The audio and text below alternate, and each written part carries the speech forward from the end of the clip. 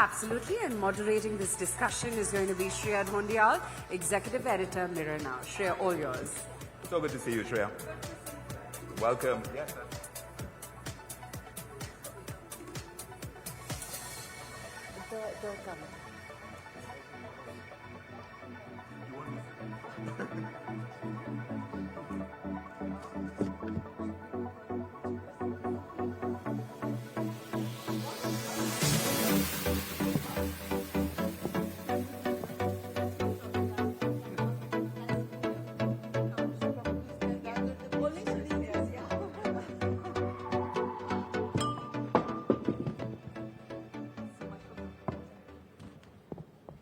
Thank you, everyone, for being here. Thank you very much for your time. And thanks all of you, ladies and gentlemen, for being here as well.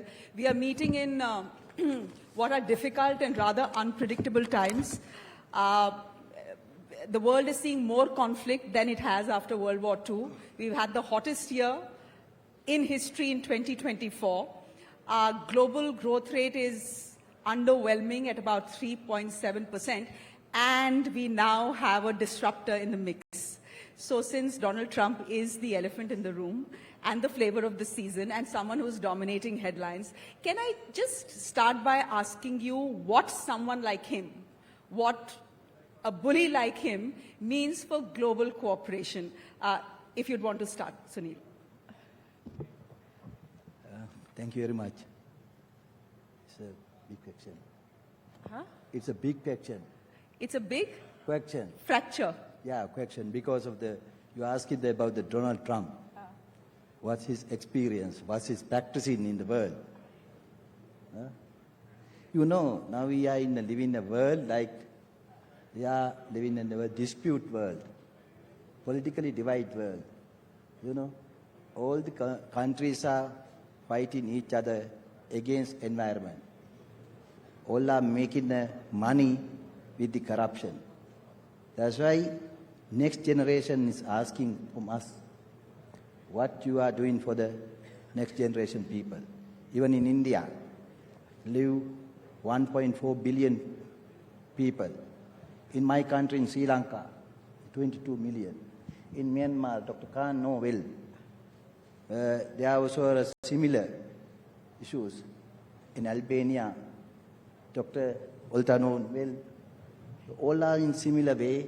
That's why world is asking very peaceful environmental business, very peaceful dialogue to the people, not for boosting their political agenda. Okay.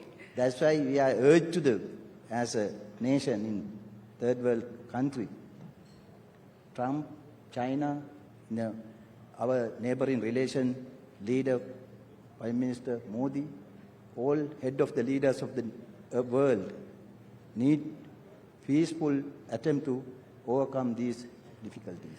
Dr. Olta, Albania, I believe, does find itself in a slightly difficult position vis-a-vis Trump. Correct me if I'm wrong. And I promise we'll just keep the Trump question to the first question, and after that we'll go back to our topic. But I do believe that there is some pressure on Albania to get 1 lakh Palestinians into the country and keep them there. How do you deal with that? You know, when you talk about global cooperation, that's hardly cooperation. That is a bully telling you do this. Otherwise, here you go, tariffs for you too. Well, thank you for the questions. First, I would like to state that Albania is one of the biggest political, economic allies of the United States. But it is probably the worst of times, but also the best of times to talk about global cooperation, starting from the wars, trade wars, geopolitical rivalries, economic fragmentation, going on with the climate change, challenges, technological developments, but also disruptions. The world is more connected than ever, but I would say also more divided than ever.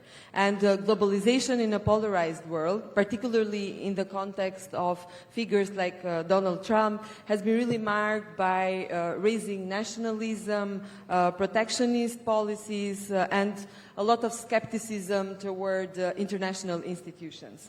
And this coupled also with the withdrawal of the US from international agreements and mainly a focus on the domestic priorities has really challenged the framework of globalization.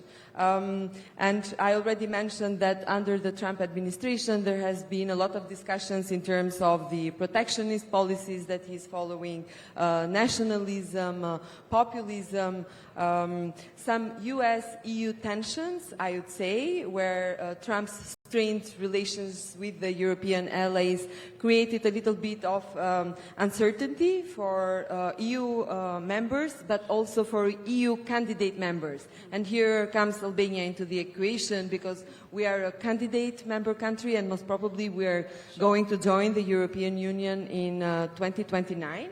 So this is important for us, that we actually align with the policies of the European Union when it comes to our political stance and our political allies. So we remain committed to the European integration, of course. We remain committed to regional cooperation within the Western Balkans, which is where we are actually located in terms of the geography. Of course, we remain aligned with Western foreign policy. We have aligned ourselves with the US, as I mentioned, with NATO. We are a NATO member country, and we support sanctions on Russia as well. We participate in NATO missions, and we contribute to international security officers. So in response to your question, I would say that we are indeed both an ally of the European Union and the US, and of course we're going to continue to keep this stance and be aligned with both of their policies. Sir, can I bring you into the conversation as well? You know, when you'd want a mic. You know, we live in a multipolar world, right? That is what we like to believe. With someone like a Trump coming in, do you think that is set to change? And does a unipolar world actually pose a danger to our way of life as we know it right now? Thank you, ma'am. I have a privilege to talk about this global polarization and also the unipolar and multipolar issues. I don't think the unipolar will emerge again, because it has been the unipolar in the 90s and up until the early of 2000 until 2010. But now it is the time of the multipolar world. So that's why I don't think this new political landscape change as the US. I don't think this could happen again because of the counterpolars, or especially the multipolars are emerging. Not only the US and the China are two emerging, the two bipolar situation, but there are a lot of the multipolars, especially like India and the other BRICS countries also. They are emerging very strongly, so that I welcome the more the multipolar world. And as Myanmar is in the very strategic location between the South Asia and Southeast Asia. So Myanmar is taking as a bridge between the South Asia and Southeast Asia. And also Myanmar is a very neutral country and non-allied country. So we have, to some extent, we are working very much friendly with our all countries and our international friendly countries, so that I fully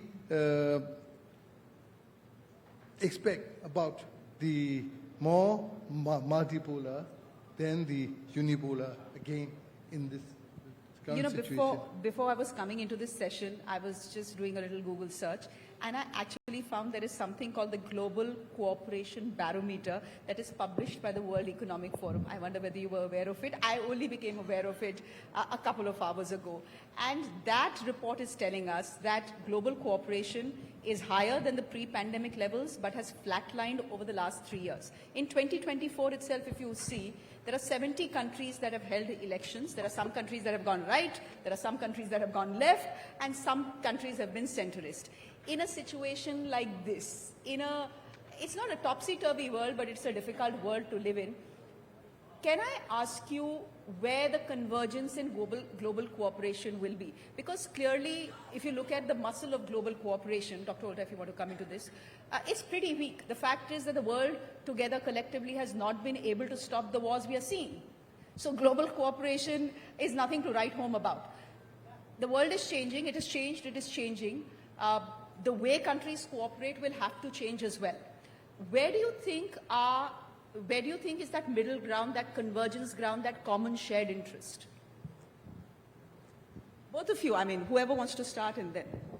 Well, history has really shown that cooperation is really not a luxury, but it's a necessity. And if we go back to history, after the devastation of the Second World War, there were multilateral institutions like the United Nations, like the European Union, like the World Trade Organization, that actually emerged exactly and they were built on the idea that collective action is the most effective path to peace, to prosperity, to cooperation, to economic growth of the countries.